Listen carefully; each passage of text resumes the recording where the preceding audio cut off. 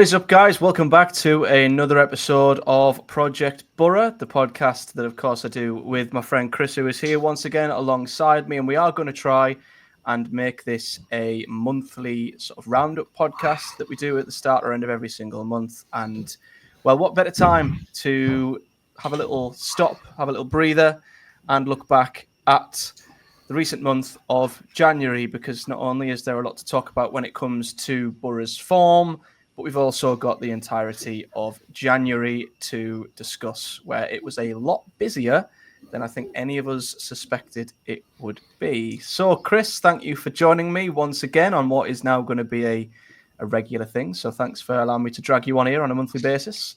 How are you, and how are things both Boro and non-Boro? Yeah, I think there's a lot of frustration, isn't there, around the club at the minute. Social media seems a pretty toxic and divided place at the minute. I know it's one of those where no matter which side of the fence you're on, or if you're in the middle, if you try and be in the middle these days, you quite often catch stray bullets from either side. So yeah, I just think there's a lot of frustration around how the season's panned out.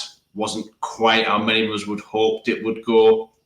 I don't think Sunderland being up there has particularly helped things in the slightest, but there's still a chance to turn it around. There's still a chance to have a good end to the season. We just need to start seeing some improvements, and now hopefully going forward we can start seeing some. Yeah, I mean we've probably gone through our roughest run of results of the season. I mean, it's not even been a case of Boro being inconsistent of late. We've just been losing games lately. As I say, we've had 4 defeats in 5 if you include the cup defeat to Blackburn. Since we last spoke, we've also had league defeats away at Portsmouth, Preston. We did have the very one sole victory at home to West Brom, and of course what happened on Monday night, which we will obviously discuss as well, the defeat at home to Sunderland, which means I think it's either 2 wins in 9 or 2 wins in 10 now for Boro. And a point I made, and I'll obviously ask you about your sort of general feeling outlook on recent form, but the fact of the matter is, at this current trajectory, the bottom line is Boro will not get playoffs unless we end up being submerged in the worst battle and the weakest playoff pack in the history of the Championship, because we are on track to get 67 points this season with our current points per game.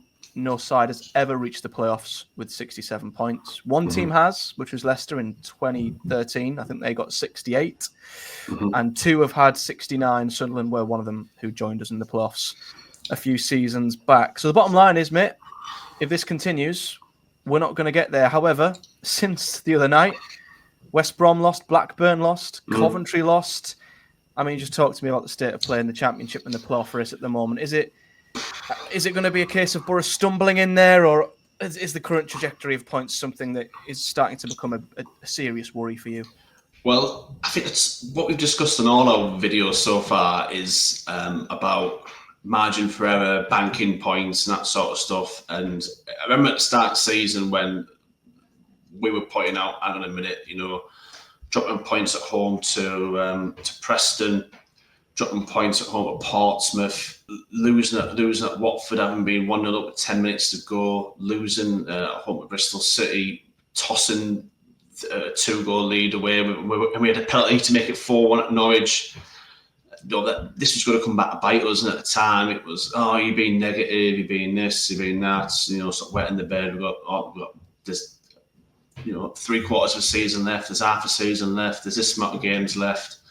I remember after the last video, I think 1 or 2 people thought we were being negative Nellies because we weren't particularly thrilled with from a run of Plymouth away, Sheffield Wednesday at home, and Cardiff at home. We'd expect at least 7 points from that. We got 3.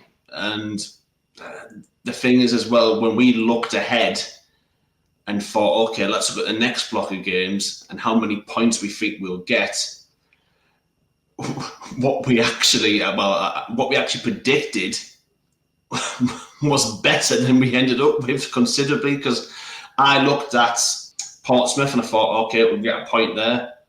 I thought we'd beat West Brom. I thought we beat Preston, and I thought we'd get a point against Sunderland. So I said 8 points I think would be a decent return. What I expect us to do is maybe what we've done all season is what we expect. Boro then tend to come just beneath that, and I thought, okay, 6-7 points is probably what I think we'll get from that run of games. 3. So even when we thought we were being positive, no, still not. Nowhere near what we should have got from those games. And we've now left ourselves in a situation now with 0 margin forever. Yeah, it's gone. It's gone now, completely gone. We now need to start producing form, which is maybe top 2 level even now for the rest of the season. Now, when you look at it, unless the other teams are so terrible that they pretty much gift us that last place, because we talk about 67 points. I went through the remaining 16 games, try to lean on the side of optimism. So when I looked at it, I had us down for 6 wins, 5 draws, 5 defeats, which would leave us with 67 points, ironically. And when I posted this online, thinking, this is a bit more of a positive thing. Like, okay, this is doable. I was shot down by several people, not unfairly, pointing out, Chris, that's ridiculous. We are not going to win 5 out of 6 home games. Chris, that's ridiculous. We're not going to win back-to-back games. This is pie in the sky. And you're thinking, if you think this is pie in the sky or this is the minimum, I think we're going to have to get minimum 67 points for us to get in the playoffs.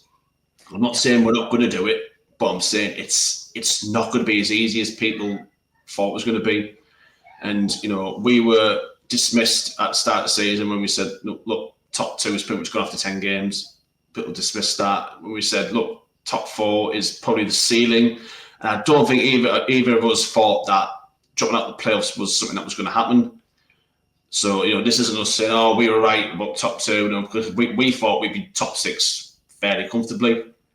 It's now not looking quite the case now, because you look at it now, you think top 6 is in serious jeopardy. And I'm not saying we're not going to finish top 6, but I'm saying I have serious concerns. When you look at the fixtures, you think, look what we've got to, the form we're in. The form we're in, shocking. Is it 3 wins in the last 10? We were out the cup in the 3rd round, 3 defeats in the last 4. We're outside the playoffs. Best striker's gone. Tough games ahead. Sheffield United away coming up. It's going to be tough. It's going to be difficult. And this is where we need to show that we do have good players. This is where the manager earns his money and shows, I am this coach that people keep saying I am. And it is concerning. Yeah, the tide needs to turn now, doesn't it, really? Because you mentioned, and people keep referring to the current league table. And firstly, the current league table is one that if the if the season finished tomorrow, Boro would not be in the playoffs, first and foremost. And we are now in a pack of teams where, if you look at it, Blackburn in 5th, all the way down to QPR in 13th. That's 8 or 9 teams separated by 4 points. Yeah. So you're essentially battling with 7 or 8 other teams, at least. Currently, there might be more of the pack titans. 7 or 8 teams for 2 places, and we're currently not in pole position for them 2 places. There are 2 teams above us right now, and we are now in that scrap. It's not like before where we were looking at it, weren't we, and saying, there's teams coming up behind us, or if we don't pick our ideas up, we just want to pull away, we just want to build a gap. We're in it now. We're in amongst it, right amongst it. And our expectations have seemingly gotten lower every single time we've stopped to talk about Boro. It's almost like we're trying to allow ourselves positives when, in fact, things are only going backwards. It was firstly top 2. That went quite quickly. Then it was, right, let's just try and hang on and clink the top 4 with, confidence that we wouldn't even have to worry about anything behind us in 7th, 8th, 9th. And now we are in 7th. And there's teams above us, and there's loads of teams behind us who are in much better form. So we can't just make the assumption that we're going to get there now. I mean, we should. The squad we've got, we should, 100%. But what signs can you pull other than blind faith that we're going to turn the form around and essentially be in better form than 7 other teams behind us right now? I mean, this is a Boro team that have not won back-to-back games since November. This is a Boro team that have only won back-to-back games in 2 separate spells this season. Once when we won 2 games in a row, and the other when we won 3 games in a row. So there's not even a small chunk of form that we can pull out that we can say, yeah, if we do that, we'll be okay. If we do that, it's all just hopeful, blind faith at the moment that we can turn stuff around. And as I say, the upcoming fixtures are unbelievably tough, and we are very, very fortunate to still be even within touching distance of the playoffs. And we can't just let this slow slide, and it is a very slow slide, but we can't just let this sort of feel like we're just floundering, we're just stuttering, we're staggering into a mid-table battle, and we almost don't realise it. It's like the blinkers are on, for maybe some fans or maybe the club. But at the moment, we're just becoming engulfed in a pack of teams below us, and before we know it, we could be 9th or 10th, and maybe then the reality will set in. So we need to see something from this Middlesbrough side that's going to convince us that we are going to turn this around, because the same old things that we were discussing 12 months ago are still there. We're still poor at home. We're still really inconsistent. We're still poor defensively. A lot of them problems haven't gone away in 12 months. So we're hoping that they magically will within the next few months to pull us away from sides like Norwich and Coventry, who are coming at us at a rate of knots. It's not as clear cut as we think, and it's becoming more hopeful than expectant at this point.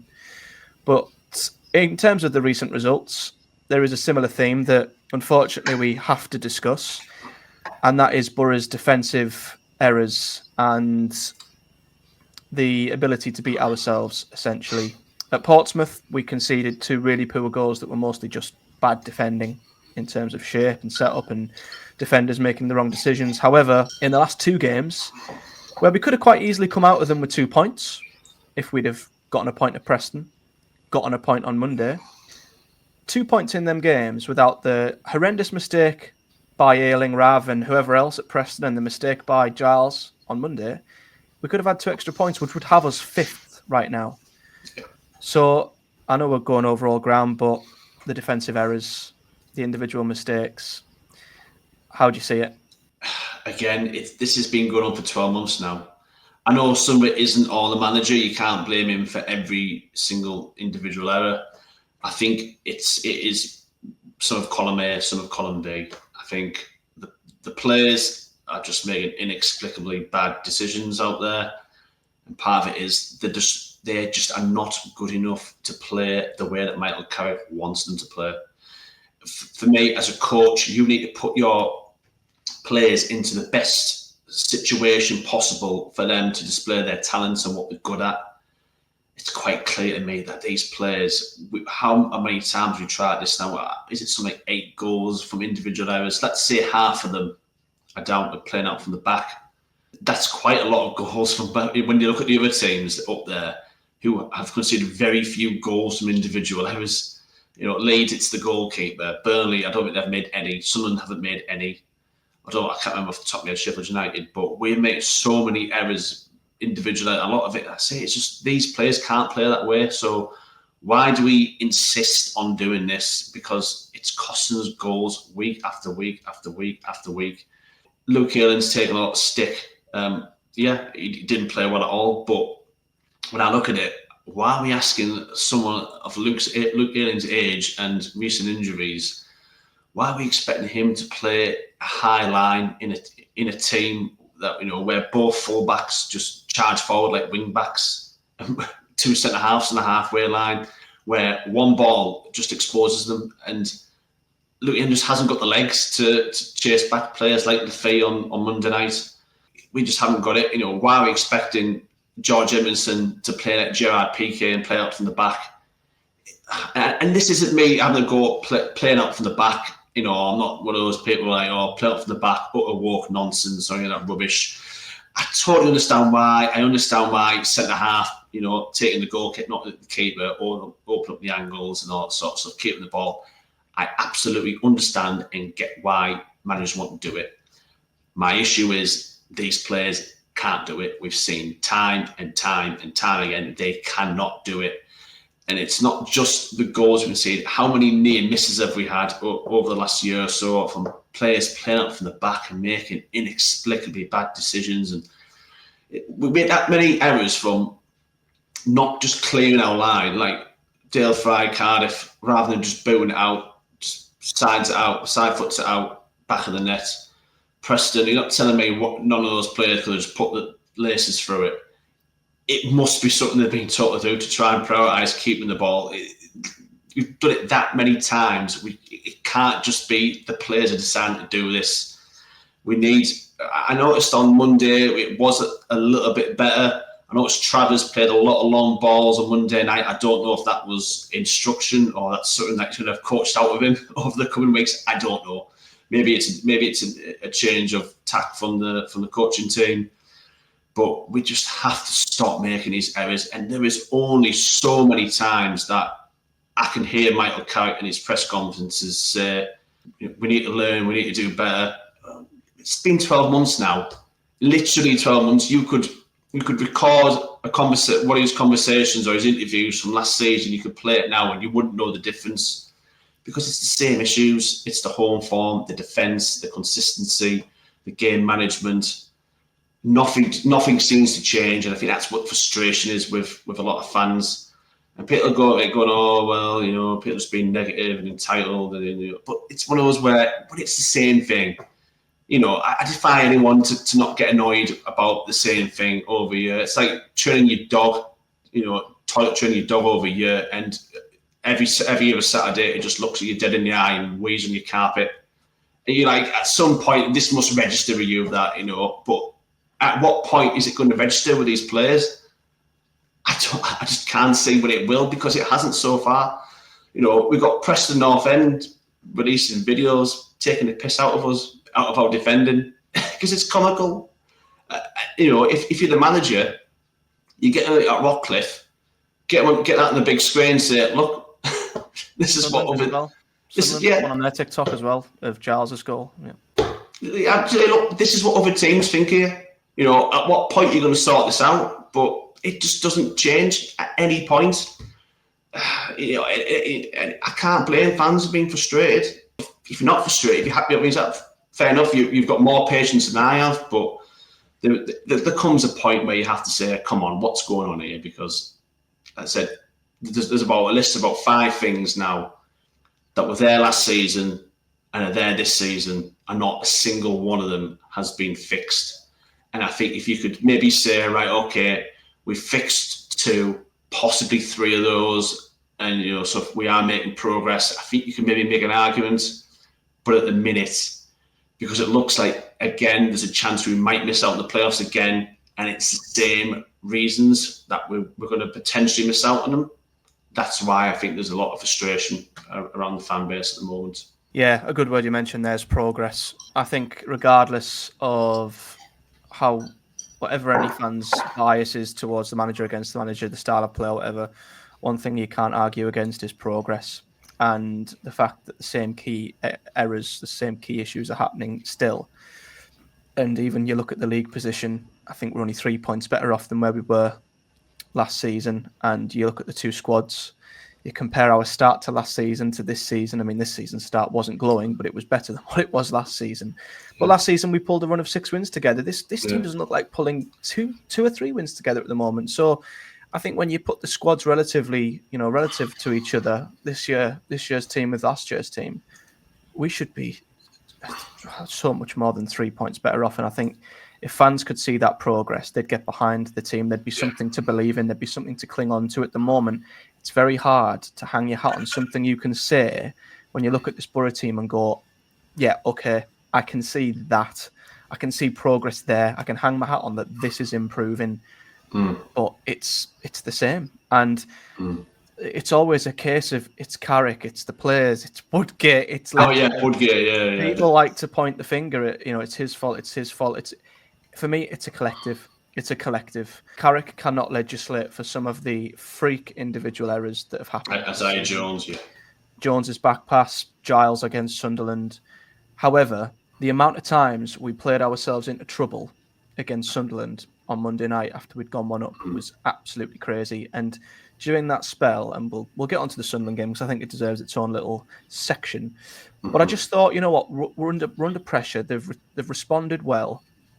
This would be when I'd say, do not put yourself under any unnecessary pressure for 15 minutes. Don't give them a sniff, because if they get any degree of momentum, the tables will turn. And when Boro have got momentum against them, we fold.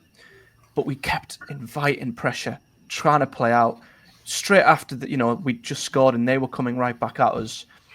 And I feel like that's a key issue is the style of play, and Carrick wanting these players to, regardless if it's the first minute, the 90th minute, whether we're 1-up, we're 1 down, continually playing the same way over and over again. And for me, it's obvious that this is a style of play that is high risk, high reward. But I think at this stage, it's high risk, low reward.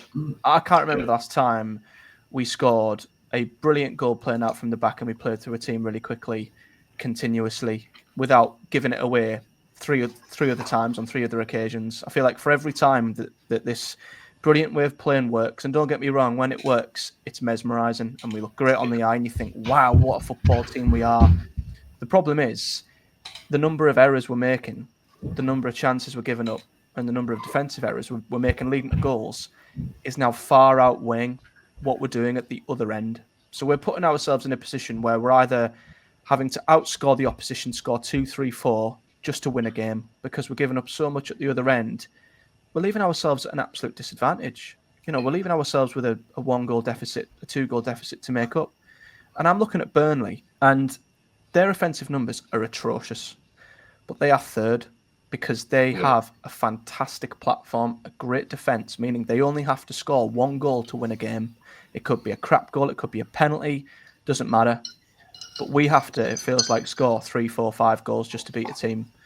And the high risk, high reward, I just don't think with this team is working. He's asking players like George Edmondson to play out from the back. He doesn't look comfortable at all doing that. We saw at Leeds when, even though we were getting peppered, we continually tried it. Very reminiscent of the Chelsea second leg. Why not recognise that that's not working? Why not tweak it and do something different? He's asking Luke Ayling to defend 1v1 against a player like Enzo Lafay when you've got Giles already bombing on as a left back at the other side. I just don't think this brilliant idea that Carrick has, this brilliant philosophy, which would work if we had the players to do it. I think he's trying to get these players to play that way, and it's causing more harm than good at this point.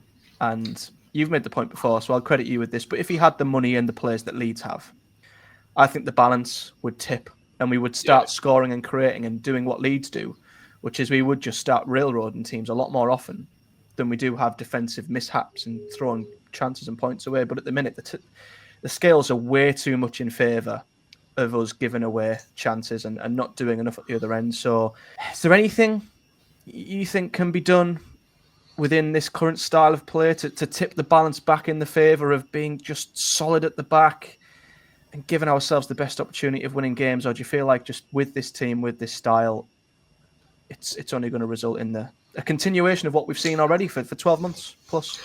It's weird because when Michael Carrick first arrived, he solved the problem that Chris Wilder refused to rectify, which was, he played his 5-3-2, he's overlapping centre halves and all that, but the main feature of his team was Giles and Jones bombing down the wing, and opposition managers soon figured out, hang on a minute, if you just clip a diagonal ball right in the space that they'll vacate because they were just pushed so high up the pitch, we can get at Boro quite easily.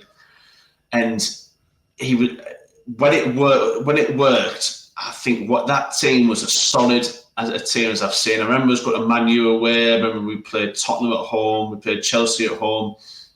I thought it was a style of play where I generally thought we would have got promoted under Wilder if it hadn't been for what happened with Burnley and all that sort of stuff when it soured very quickly. But what happened after a while was opposition managers became very, very aware of it. And the problem was that Wilder, for whatever reason, just refused to change it. He refused to deviate from his way. He was just too stubborn. He even tried, I remember going to Coventry, he even tried dropping Jones and Giles, which was inexplicable because they were our best players at the time, and he put Dijksteel and Boro in as a last throw of the dice, and we got beat 2-0 and we were absolutely abysmal. But that just showed that he was willing to change the players, but he couldn't change the system. And when Michael Carrick took over, he went to a 4-2-3-1, and he looked at it from like, okay, Jones and Giles are our main outlet, but we can't obviously play these guys at full back because of what we've seen with the Wilder team. So he left Giles left back, played Isaiah Jones higher up the pitch, stuck Tommy Smith in at right back, and Tommy Smith's role was just to let Ryan Giles get forward, and you just tuck him alongside, make it 3 centre halves. And we weren't defensively solid, but we were defensively half decent. And I think that kind of worked. Would something similar work with Luke Ayling? Because when I've seen Luke Ayling this season, his best games for me have been at the start of the season when he was playing at right side centre half. So would something like that work where we just let Giles ball on, we leave Ayling to come back? Because he's getting dogged abuse this week, Ayling, and I think that he can still do a job here, but he can't do the marauding right back thing. He just hasn't got the legs to do that anymore. But I think if we play a bit deeper, we don't play in the halfway line, making us susceptible to the long ball, which happened to us twice on Monday night. Maybe that's something that you could look at as a way to try and just make us a bit more. I know you then losing out on Ayling going forward is because his crossing's one of the best attributes of his game, but I think he can still do a job doing that. Other than that, it's hard to see with the personnel that we've brought in January how we can improve that back line, because we just haven't brought in good enough players to play that role. For me, the priorities going out the window were a goalkeeper, which we've addressed. That's great. Centre half, we desperately needed more certain defenders who are comfortable on the ball. We've let our second best centre half leave. And also, we've seen what happens when when Aidan Morris isn't fit. Barlaser comes in with Hackney, and it's the detriment of both of them, to be honest. I think Barlaser gets way too much stick. I think if it was Barlaser alongside Morris, I think Barlaser would look a lot better. I agree. Same as I think Hackney looks a lot better next to Aidan Morris. The key is Aidan Morris. If Aidan Morris is there, he releases the other guy to do his thing. If Morris isn't there, no sucker play together, they both look bad. And we needed a defensive midfielder, just somebody who could do. We weren't looking for outstanding, just someone who could come in and do a job. Because then you're thinking, right, okay, if we, I don't know, let's take for example, I'm not saying just Lewis O'Brien at Swansea. I mentioned him because we had him last season.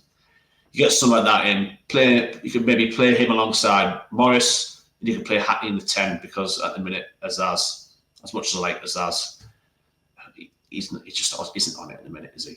But it gives you options there. So if you went to Sheffield United away, you might think, okay, well, we'll play two defensive midfielders, we'll play Hackney in the 10, and every now and then you can drop back. But we haven't allowed ourselves that option because we haven't brought anyone in to play that role. We just seem to have brought more attacking players in. And you're just thinking, attack was probably our lowest priority. Obviously, we needed a replacement for Lath and Doak. Annoyingly, he's got injured now, but defence was the top priority for me, and we just haven't addressed it. And we're now just looking at tinkering around the edges. The only time I've seen Michael Carrick's Middlesbrough look a solid team is when he was forced into moving to 3 centre halves, and we played Chelsea, we played Leicester. I was at both games. Leicester away, we defended really well, really well. We were fantastic. We went out and got to QPR, won 2-0. It wasn't an exciting game at all, but we just didn't. It doesn't have to be the same. It was like a Burnley or Sheffield United performance. It was the performance of a team who are challenging for promotion, because it was just, like I said, no frills, no edgy excitement. It was 0-0 at half time. Second half, we got the 2 goals. never looked like conceding, and that's when we looked our best. Can we play that now? We'll be playing every centre half we've got now if we do it out. You can play Luke in right side centre half. You could play Dyke still there. Dyke still's great there under Wilder. So the options are looking quite slim, in all honesty, as to how we can tweak it with the players we've left ourselves with. Yeah, definitely, I agree with that. We'll have a closer look at the transfer window and how the squad's looking in a bit. But I'd have suggested the same thing.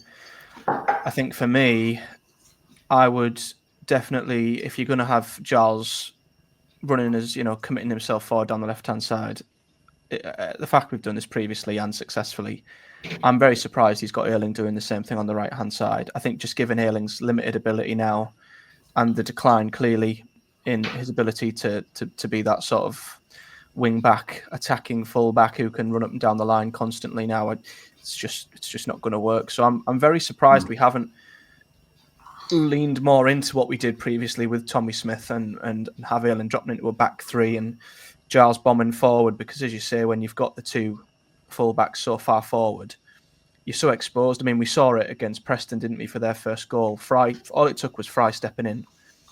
Thadarsson was in behind down our right-hand side, and that was it. Suddenly both our centre-backs are having to run back towards goal. It's chaos. We don't know whether to engage, whether to sit off, and it allowed him to basically carry the ball 50, 60 yards, cut onto his right foot, goal.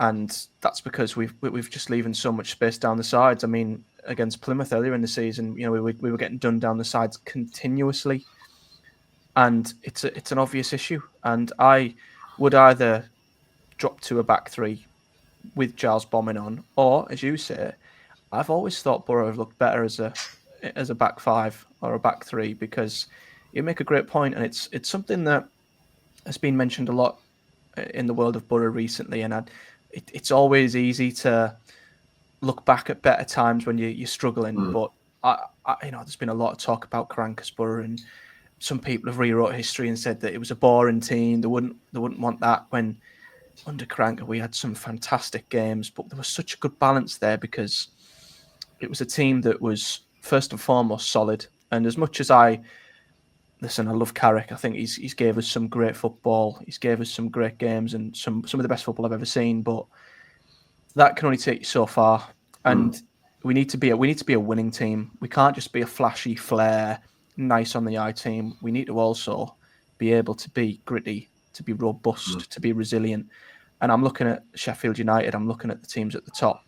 They're the characteristics you need. They're the layers you need. You need to add layers to your team, so that if things aren't going well and you're not on form and you're not playing your free-flowing attacking football, you can still grind a game out. You can still drop back, stay strong, find a way to win. But it feels like with Boro under Carrick, there's a sweet spot. And if we're in the sweet spot, we're absolutely mesmerising. But unfortunately, we're not in that sweet spot all the time. And it's such a small area, it's such a small little spot that we have to always be in to play our best. And if we're knocked even slightly out of that sweet spot, knocked slightly out of our rhythm, we are susceptible to just falling apart.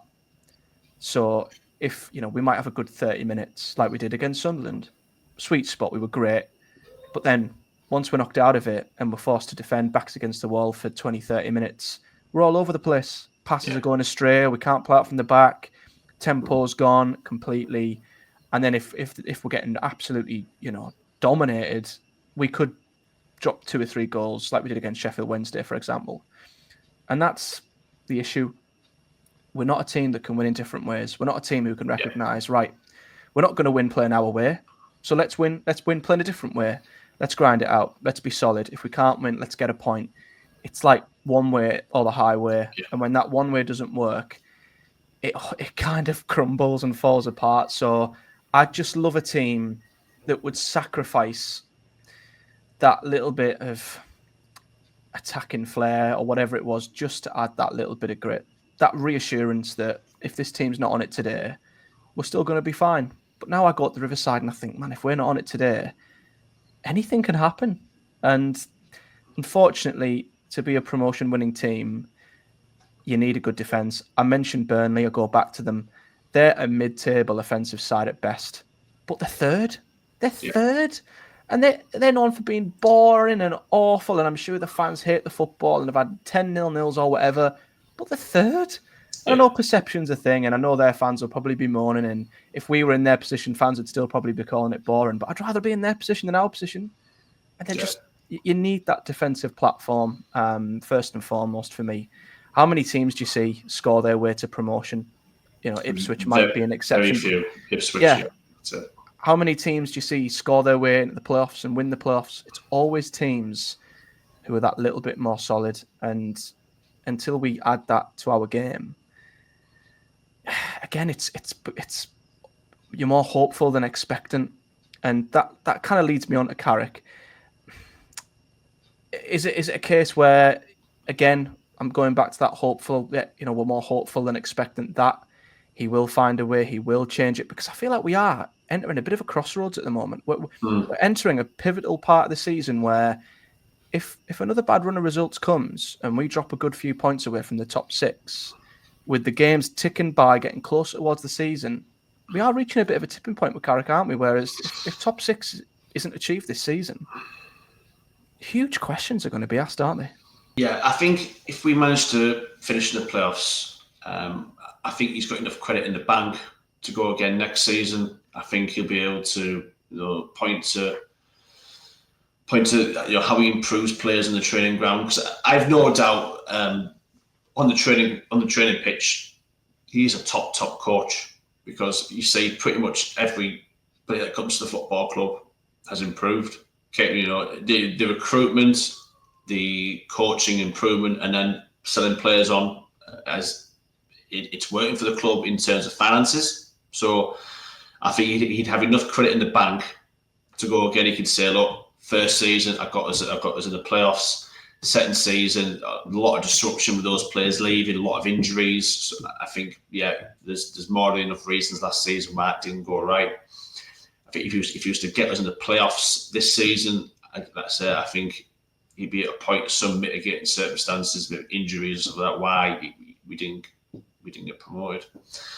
However, I think if we didn't get in the playoffs, I think it'd be very, very difficult to put a case together for why he should go again next season, because of the reasons we've discussed, because it's the same problems as last season. I think between now and the end of the season, what we need to see from Michael Carrick is, well, one, we need to get the playoffs, and two, we need to demonstrate that of those list of maybe 5 things that we've said, well, obviously you can't affect the slow start now, that's gone.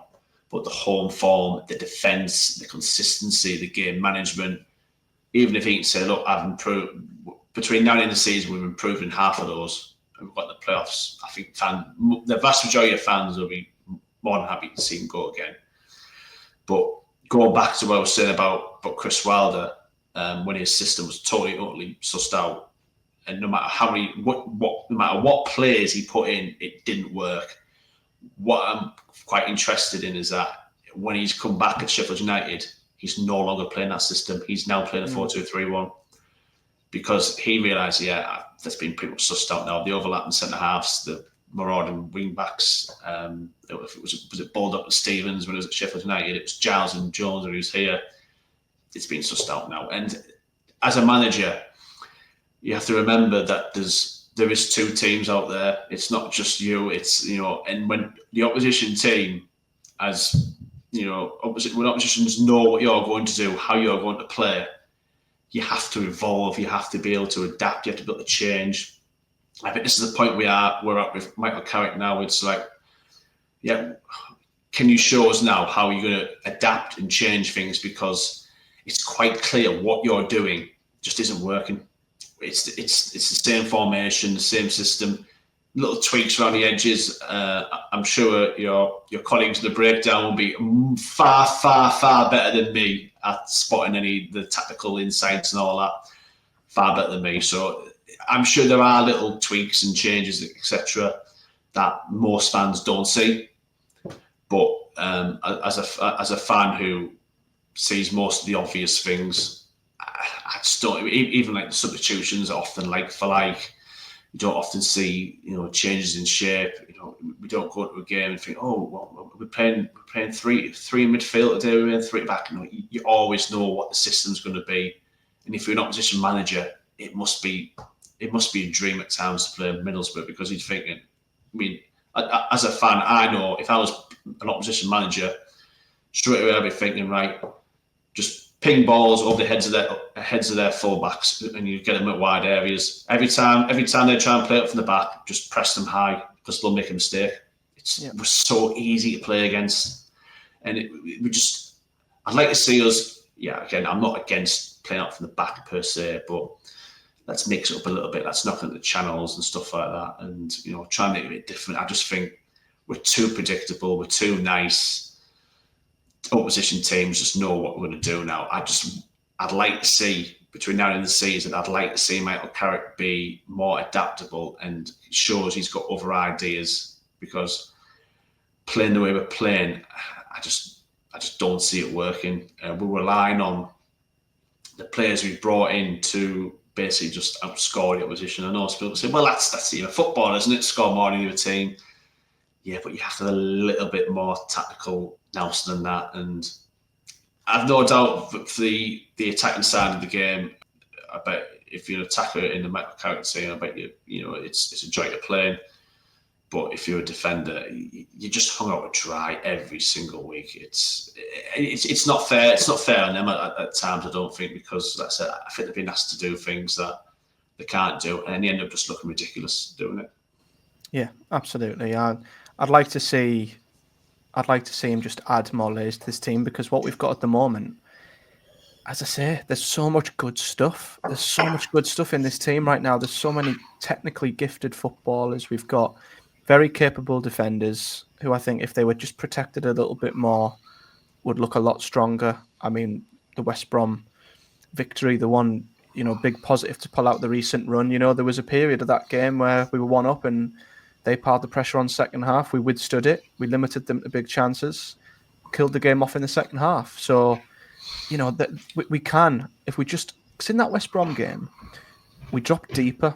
We dropped very deep in that second half, and we sort of sat in for a bit, almost like we were weathering the storm. And once we got through that spell and West Brom's pressure passed, their momentum had gone, we went up the other end and killed the game off. So it's in there. But the problem is, we did it against Millwall as well.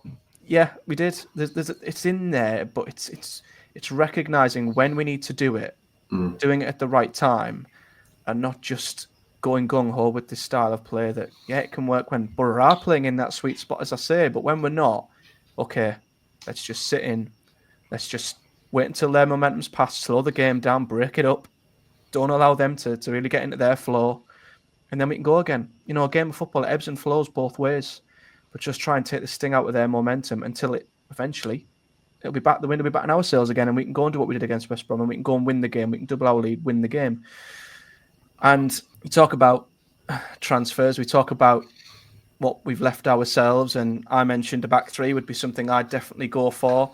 But we are recruiting for that set style of play, and that moves us on to the January transfer window. Now, it's quite interesting because I've seen a lot of neutrals say Boro have won the window.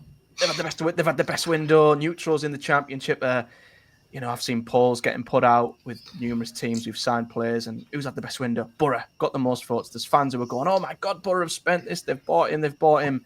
I saw one commentary fan say we've secured fifth spot.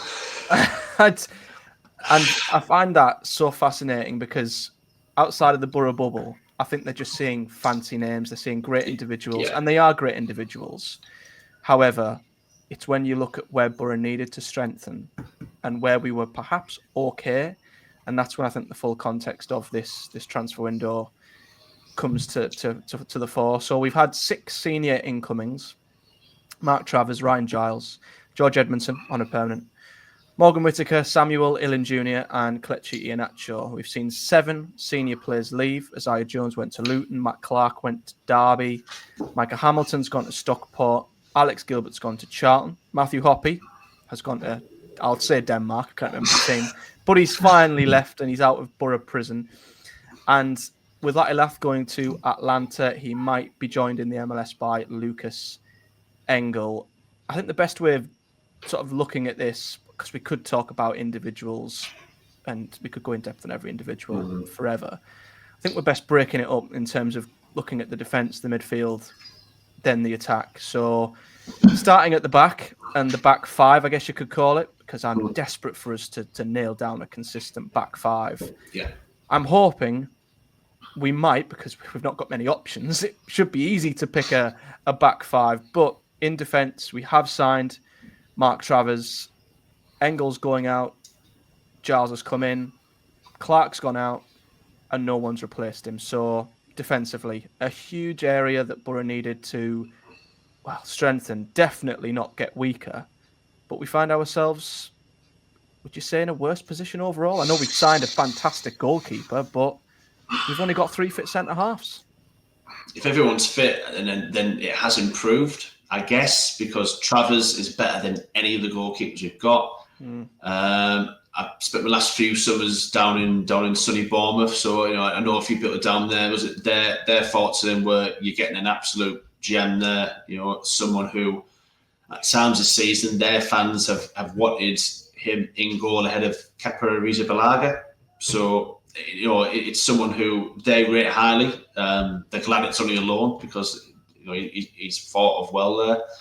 So I'm happy to get Travers. He was the one where you see all the rumours coming in and think, oh yeah, I'd like him. But when it was Travers, it was like, yes, this is an upgrade. This is a massive improvement on what we already got. Was it? I mean, you'll know the stats, but was it Dieng at the worst save percentage record of any keeper in the league?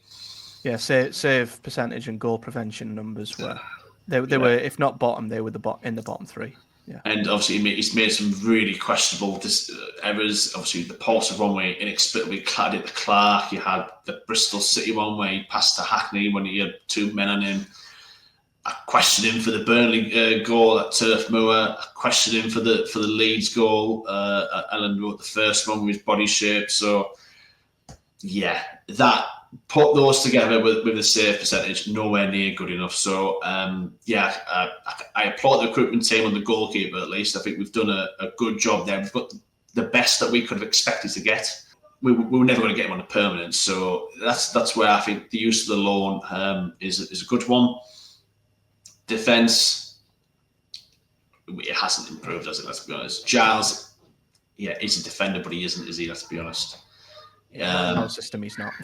No. I did think first half on Monday, I was enjoying a lot of his crosses at the box. I thought, he played some really good balls. It was nice to actually see some crosses from the left have a little bit of quality to them because we just haven't seen that enough this season. Nowhere near enough. So it's an upgrade in the attacking sense, but in the defensive sense, he's no better, if not worse, than some of the left backs we've already got. So, okay. Centre half for me, Matt Clark was the second best centre half at the club. I know he wanted to leave first team football, so I can't fault him there because I wouldn't be very happy not getting in this terrible defence. So can't fault the lad for wanting to go. Edmondson, for me, my opinion. I've made this opinion. I don't think he's good enough. People say, "Oh well, he played for Ipswich last season. They got promoted. I think he started 10 games sporadically over the season. The last time he had any length of run in a team was in League One. For me, he's perfectly fine as a third, fourth choice centre half. If you want him to start in the Championship, in a team that plays a high press, plays up from the back, and you want to get promotion, it ain't happening. So for me, it was unfortunate what happened to him with Ipswich, with the low blow that left him at Ipswich, because I don't think he's good enough, personally. Hey-ho. Yeah, I'm with you on that. I'm delighted with Travers. He was the one I wanted out of all the players we were linked with, and I think in goal, we didn't just need to bring in a keeper for depth because Bryn and Dieng were injured. We needed to bring in a goalkeeper of quality, and I think he's going to, hopefully, bump up that save percentage and hopefully start saving us points rather than potentially giving them away. Giles as well, the nostalgic part of me is delighted he's back, and I really hope we see the best of him, because I think he can possibly, in a game at home where we're struggling to break down a team who are sitting back defensively, maybe him overlapping down the left and putting a ball in could help us unlock the door and breach that low block, our nemesis at times this season. So I think there are going to be games where he will be beneficial and a real net positive, but then, if your back's against the wall against the Leeds, that's Sheffield United next Wednesday. Sheffield United, that's when is that net positive more of a slight net negative with when he's maybe going to be made to defend. One of the reasons why I never, as much as I don't begrudge him going to Luton, one of the reasons why I thought that move's never going to work is because he needs to be in a team that is very possession dominant. Yes. If he's in a team that don't have the ball and he has to defend for 70, 80 minutes, you're not getting the best out of him. And that's where it might be game dependent on when Giles works best for us. And maybe that's when we might utilise Neto Borges. But again, he's not exactly been great either. So a slight upgrade there. I'd say that the two upgrades, they are, Giles is an upgrade on what we had because of his attacking output. Travers absolutely is. But I am absolutely with you as well on the defence. I'm all for Clark leaving if he wants to leave. It is a shame to see him go because at the start of the season in August, he was probably our best player. He was a top goal scorer at one point. Yeah, he was, yeah. So, to see him leave is a real shame. He's been player of the year at 2 or 3 of his previous clubs. I think Derby have got a great defender. Yeah. But you've got to replace him. And Edmondson, he's a squad player. He should be a squad player. And he might be a steady squad player. But when you're starting him ahead of Dale Fry, especially in a Derby game against Sunderland, local lad, I find that absolutely baffling. And, Carrick seems to favour Edmondson ridiculously. And I just don't see it. I think as a squad player, fine. But he can't be starting over both Rav and Dale Fry. And there is an obvious concern that if one or two of them's out injured, bearing in mind Rav and Fry's fitness records have not been sparkling this season. No. Again, one or two injuries off of a bit of a crisis. And that's an ongoing theme throughout the team, which I'm sure we'll see pop up, because talking of a part of the team that is incredibly reliant and one or two injuries could, cause the whole thing to sort of fall apart. Moving into midfield, I know you've touched upon it briefly already. I mean, unlike centre-back, at least Boro tried to get another centre mid with Kamara linked, who went to Saudi. We made a late move for Tyler Morton. But, just on what you were saying earlier, massively reliant on Aidan Morris, isn't it, to protect a back four that's already, exposed enough as it is. Yeah. If he gets injured, I'll wait for the season. Yeah. We're literally having to wrap him in bubble wrap. Don't let him leave the house on the weekend. Go get the shopping for him. Go get his. Just don't let him leave the house. Don't let him play golf. Just let him stay at home all weekend, because if anything happens to him, we are in big trouble. Yeah, I guess the one positive is he did play a lot of football between the end of the MLS season and the start of this season, and he remained fit pretty much for the whole of it, and he looked sharp. And I'm hoping the injury he picked up on international duty is more of a freak injury, and it's not a regular occurrence like we see with a McGree, for example, with players who just seem to be made out of biscuits. You've once described. Yeah. But one thing I would say about Morris is that I did think that people were placing far too much in him coming back. I think, well, we know we can't defend now, we're not playing well, but when Morris comes back, that's all when the change. We were like 6, 7. So it was never going to suddenly, click and we were going to start defending properly or playing well just because Morris came back. But I think he has played well when he's come back. Was it West Brom, that game? He played. I was really, really impressed with him that night. And you can see Iheanacho's performances have improved tenfold. Now Morris is back in the team, so it's a big plus to have him back. Yeah, it is. I mean, as I say, he still was part of the error that led to Sunderland's second goal. So that's where the style is the issue over individuals. As much as they do make errors, we do just, no matter who the player is, put them in real danger. But you mentioned he does make Hackney a much better player. We've seen Hackney in recent games getting forward. He scored 2 and 2 at the Riverside, 2 beautiful goals. So if them two can stay fit, just like if Rav and Fry stay fit, great. We have two great partnerships, and that could set us up. But that's the thing. Need to keep them together. Need to keep them fit. I don't get why we keep fiddling around with our centre-back partnerships. I know we've brought in a keeper. I know we've brought in a new left-back. But we saw it with, and again, I don't want to go back and compare, but that promotion season, Gibson and Ayala, Ledbetter and Clayton, that 4 together was solid. So, if we could just pick a consistent team, you're going to get consistent results. Yeah. You go back in further, Southgate and Eki, our best teams had partnerships, and at the minute, that Southgate Eki team also had Boateng and Deriva in front of it as well. So I say it's that span of the team. If you have a solid partnerships, that span of the team, it goes a long way to helping. And I know that's not Michael Carrick's fault that we've had injuries in those positions, but now those players are fit. We need to see from that end of the season, we need to see those positions being a lot more consistent if they're fit and available. And it's for me, Fry in above Edmondson, Fry and Rav, Morris and Hackney.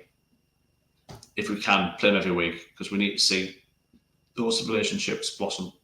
Yeah, 100%. And then we move on to a puzzling area of the team.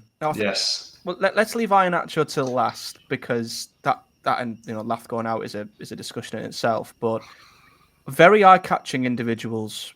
Morgan Whittaker coming in from Plymouth, a player that I think overall is a very well fancied signing. I know there's a lot of people who are not that convinced by him. And then I think a very similar opportunistic signing to the Dork one, it seems like, in the summer, with us just coming across Illing Jr.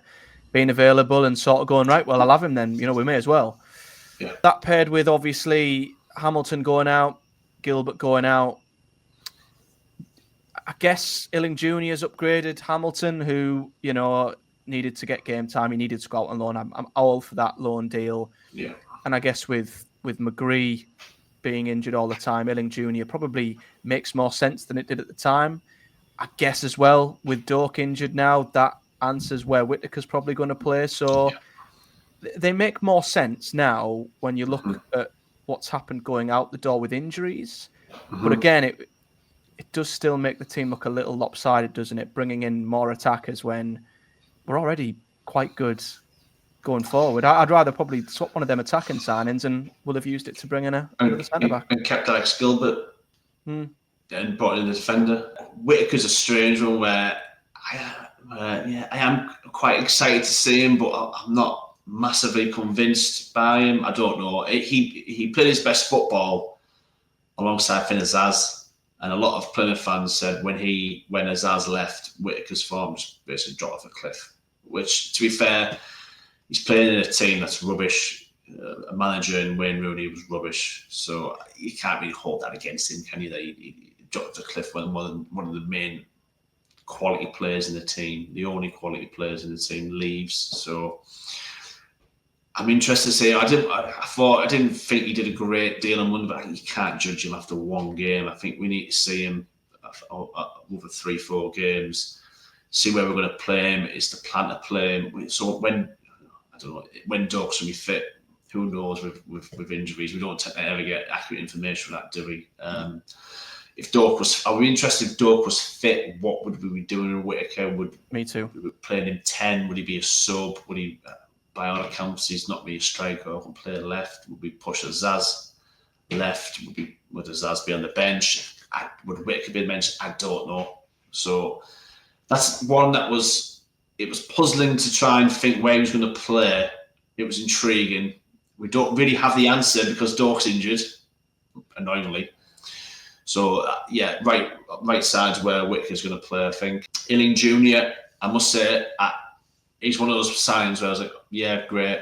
Haven't seen him play, know nothing about him. So I'm basically relying on whatever people who've scouted him online or like YouTube clips or whatever to see him. from what I saw of him on Monday, I was impressed. He looks he looks a lot more physical than I thought of a unit than I thought he was going to be. Looked like he had, a bit of, he was brushing players off, which is nice to see. We don't have enough players for me who do that.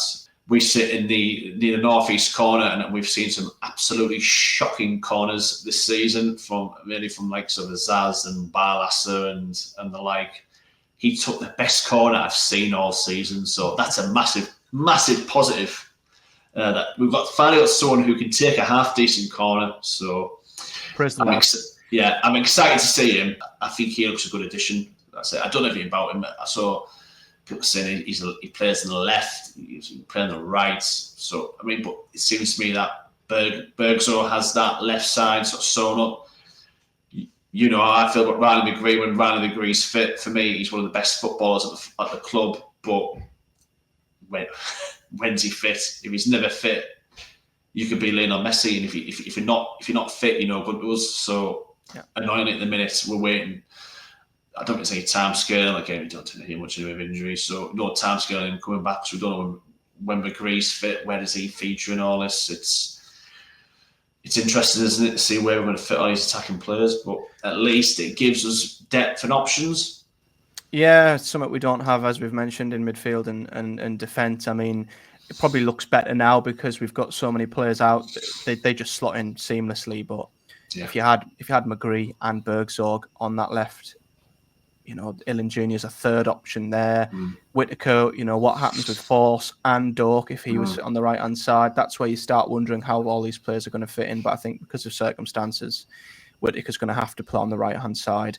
I do think letting Gilbert go was a strange one because a discussion we were talking about on the breakdown is quite interesting, that we have a very fluid team, and I know Carrick likes players who can play in different positions and move around. But for me, if you're playing too many players who are out of position and not in their natural position, he's got to move here and he might have to move here because, player A, B, and C are all injured.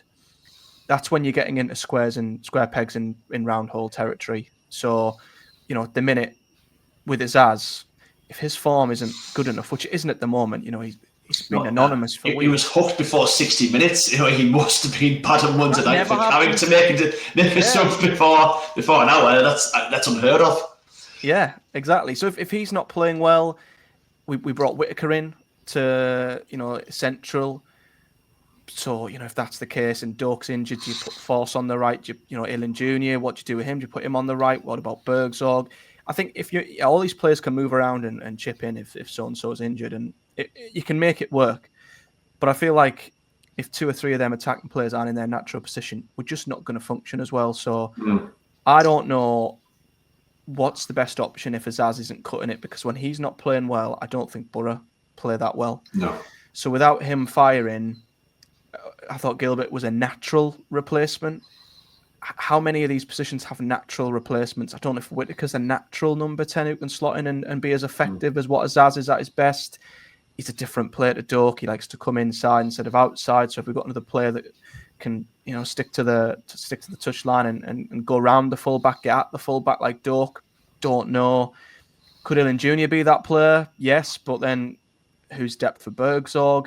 Again, it's a lot of moving parts, and I'd just rather have a set front line with players behind them who are just as effective in that position rather than players who can play here, there, and everywhere. But yeah, Whittaker, I just hope there's more to him than just cutting inside and being good at long shots. I hope he can bring more than just that. But yeah, right, it's too early to judge him yet. And if there's one thing, as we mentioned, that you can certainly trust Carrick to do, it's improve him. We've seen that with Bergzorg. Bergzorg's been an absolute revelation, to be honest, under Carrick. So there's proof there of what he can do.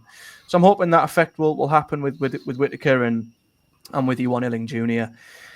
I wish we got the ball to him more, because I thought them first couple of possessions he had, I thought he was brilliant. He was direct, strong. You mentioned that, athletic.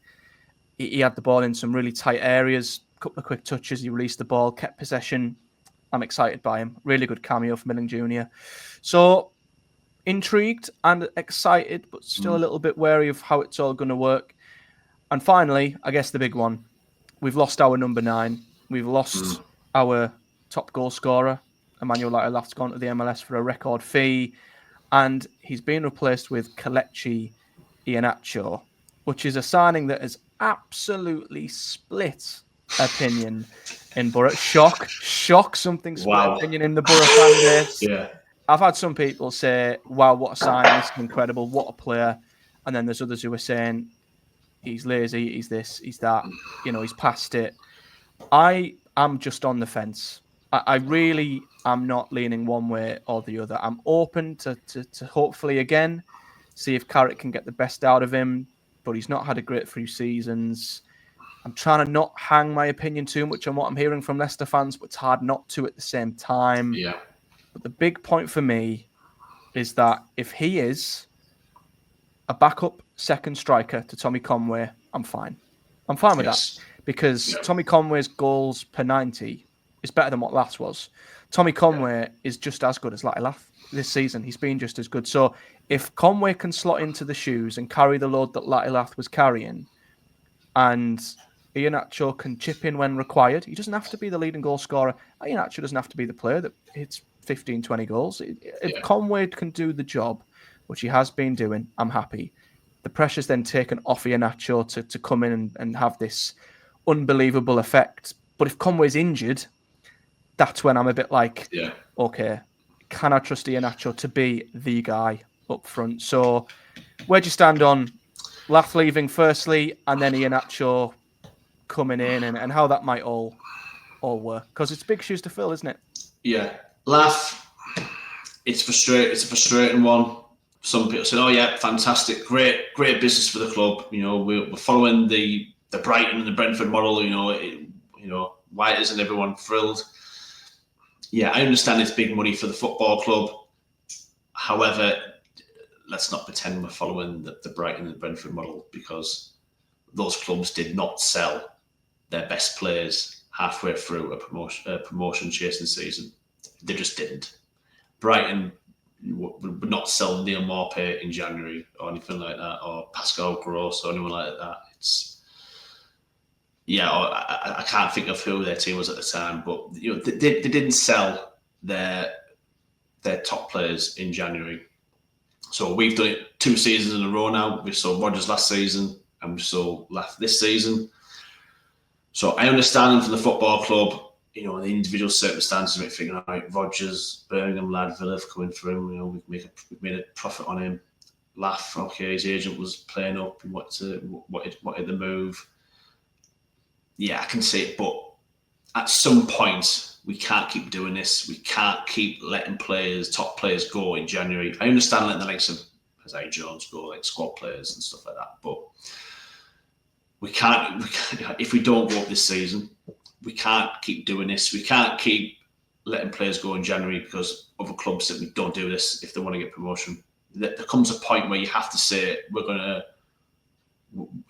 hold our nose and we're going to wait till the summer and we'll sell them in the summer. And that's, people tend to take January out of that setting and go, oh, so you're against player trading? No, there's a time and a place to do it. You do it in the summer and you try to do it in January, because as we found, it's very hard to replace them. I don't blame Lath whatsoever. People say, MLS is a farmer league or whatever. Yeah, but does he really care? From his point of view, he's doubled, tripled, not sure about quadrupled, but maybe tripled his salary. He's not really going to care, is he? He's moving over there to the US, playing in a fantastic stadium. Yeah, the leagues are great, but he'll probably be back over in 18 months playing with someone else. So yeah, I can't fault him for wanting to move. And to be honest, when he's looking at it, is it him and his agent probably thinking, well, if we were challenging for automatic promotion, maybe we might be able to convince him to stay. But it's a bit of a tough sell at the minute, isn't it? To stay with us and be playing Premier League football next season. Yeah, I'm a massive believer in that. I honestly do believe there maybe is something in the fact that we weren't as close to a potential Premier League promotion than what we were. And I hate to mention them. I don't want to keep making the comparison after Monday, but it's the fairest comparison we can make. I do believe if we were maybe in a similar position to them up the road, who shall not be named, I I think just that slight carrot dangling in front of us of possible Premier League football. Why would he move to the MLS if there's a chance that he could be in the Premier League next season with Boro? So for me, I think, it's a big profit for the club, and it's frustrating at the same time because none of the big teams around us have sold any big assets. I mean, Blackburn have just signed Emmanuel Dennis. I think they've brought him in. Yeah. Hollywood as well. West Brom have bought Adam Armstrong. I'm so jealous. Yeah, brilliant that move. Brilliant man, he's a top end Championship striker, and we've lost ours. Gambled on Iheanacho. Let's be honest, a player who's not produced double figures in 4 seasons, I think it is. So on Iheanacho, where do you stand then? Because as I say, a lot of people are on the fence. I'm trying to not lean one way or the other. All I've done is state facts. And people can do whatever they want with them. They can look at them from a positive or a positive lens or a negative lens. But where do you stand? Shift along on that fence, Matt, because I'll join you on it. I hope it's strong enough to support us both. But I'm on that fence as well. It's one of those. Maybe 4 or 5 years ago, I'd have been all over this. Oh, brilliant, fantastic. Now, I don't know. I'm not saying he's a bad player. I'm not writing him off. But for me, there's more red flags than a communist rally. It's honestly, when I look at it, I think. So you think, looking at it, you think people go, he's a proven Premier League striker with goal pedigree. And you think, and I look at it and I think, well, he's got double figures once in his whole career. Doesn't strike me as a great goal record. Last season, 2024.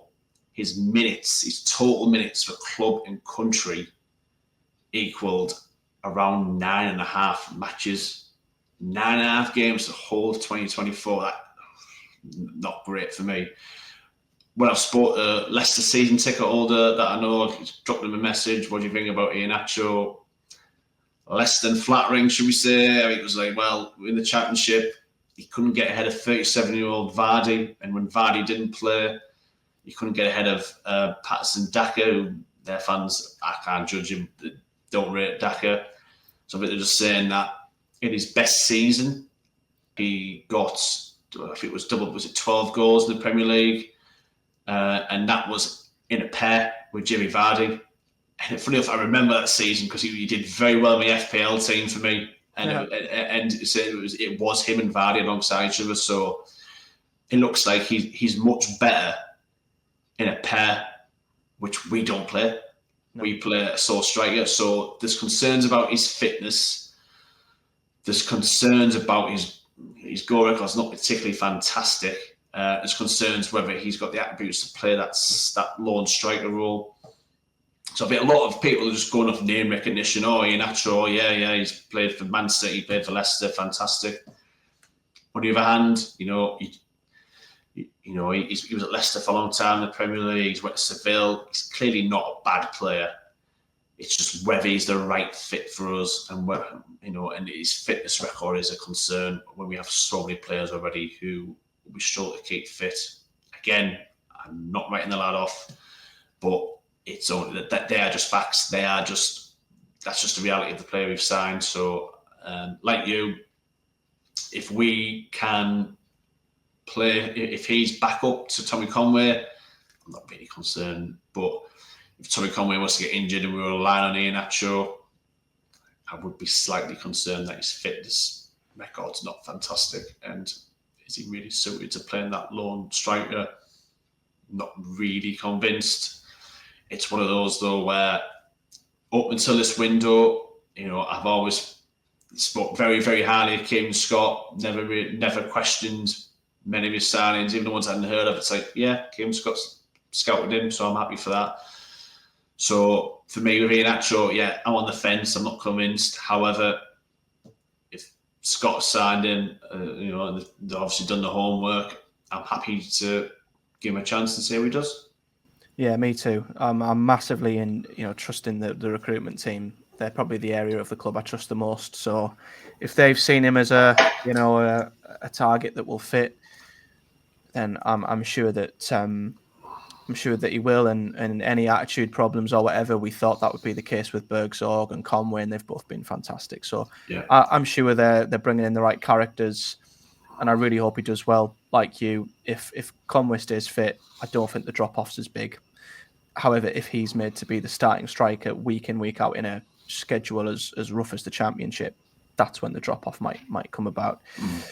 So a quick rating out of 10, I guess. I give it a 5 on the breakdown. I stand by that. I feel like we have added some great individuals, but in areas where we were already decent, there are some glaring, positions that I feel like we've left ourselves so vulnerable. And the fact we have just seemed comfortable with only 3 centre-backs baffles me. Travers is the big one that's holding this window up as a good one for me. So I said 5.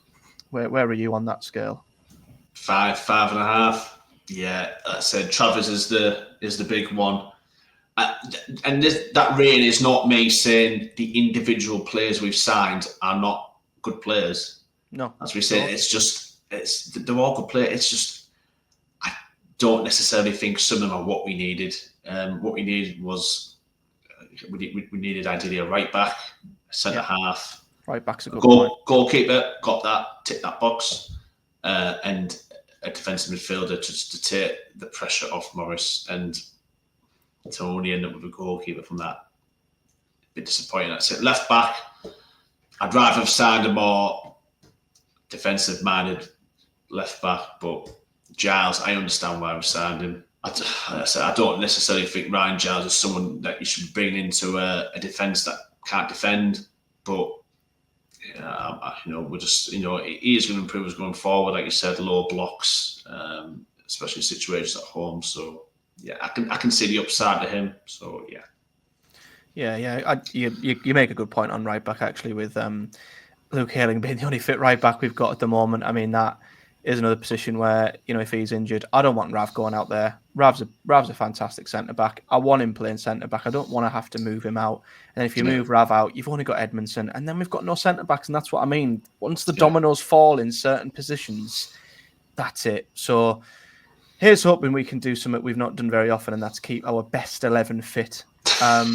Which let's be honest, the chances of that are slim. But let's finish by looking ahead then, because the next time we'll be jumping on is probably at the start of March, as we say. We do this a monthly thing now, so we'll probably jump on to reconvene next between the Derby and Swansea games at the start of March. There's a full week gap in between there. So, Chris, we've gotten 5 games coming up, and I know in the last, and we didn't predict these on the pod last time. We did it separately. We can do it live on the pod now, but we were, as we say, quite not pessimistic, but we set the bar quite low with the points we expected from the last couple of games, and yet Boro still managed to come out with less. Still below. So obviously we're not negative and pessimistic enough is the takeaway from that.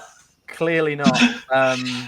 But now, I mean, we've got so many teams breathing down our neck. We play 2 of them in Watford, and we go to Bristol City. We also have to go to Sheffield United as well as Stoke, which is always awkward, before finishing with a home game against Derby. I mean, firstly, obviously, give me your predictions or what you'd like us to come out of that run of games with, but just how, again, room for error. What a horrible run of games that could prove to be in Boro's current position and form. Yeah, it couldn't have picked a much more difficult run of games, having just played Sunderland. So it's what happens when you've got no room for error, That's it. We've said it all season, mate. I think that season's constant in the knife edge. Sheffield United away, obviously our mate Chris Wilder, reuniting with him. As tough a place as there is to go in the Championship. Watford at home, you've got to be beating them. You've got to be beating them. And then you go to Bristol City, who good home record, a ground we don't tend to do particularly well in. I think the only time I can remember was winning there, or 2 I can think of. Tony Pulis when we had Martin Braithwaite and Son Malonga, and the other game was the Mallory Martin absolute thunderbolt. The free kick at the end. I still remember being in the pub when that goal went in, the whole place just erupted. That was good times, that one. And then Stoke, we are reunited with our arch nemesis, Mark Robbins. Don't go there. All we need now is Mark Robbins, don't we, at this stage? Yeah. Honestly, it's like, who invited this guy? It's the last guy we want to see. Is turn up at the party is Mark Robbins, honestly. And then Derby at home, which is an absolute must win.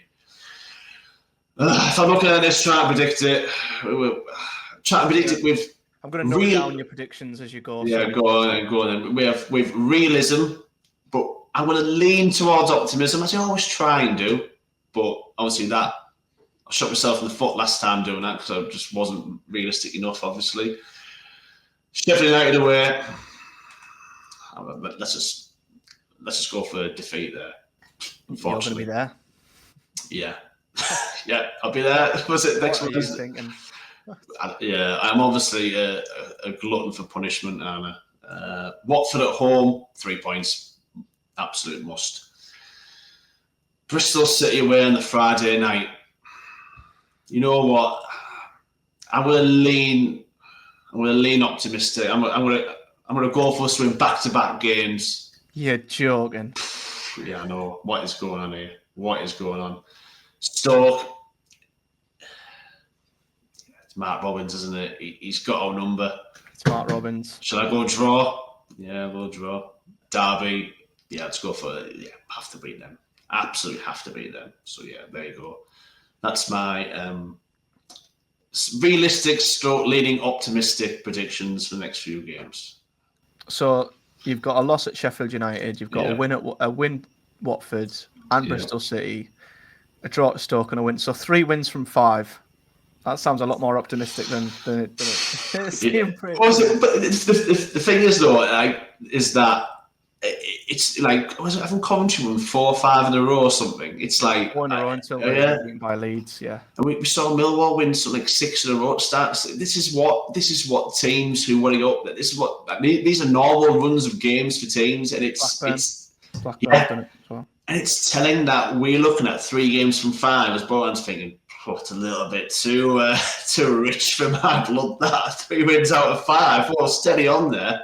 But that just shows you how the consistency this season has been so frustrating that we're struggling to make an argument for 3 wins out of 5. And you know what? All it would take is that, and we'd be clear in 5th. We'd be so clear. We don't have to win 4 or 5, 5 or 6, 3 or 5 with a draw.